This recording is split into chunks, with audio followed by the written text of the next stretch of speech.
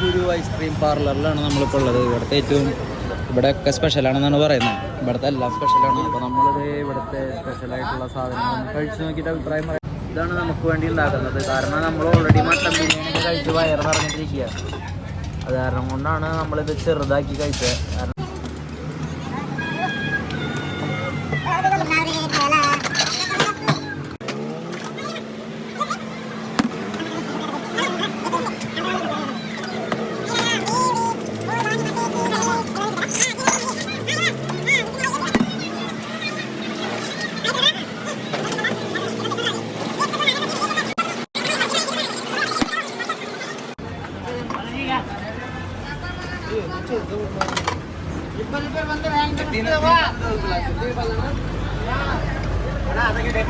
Okay guys, ഇത് കഴിച്ചിട്ട് വരാം.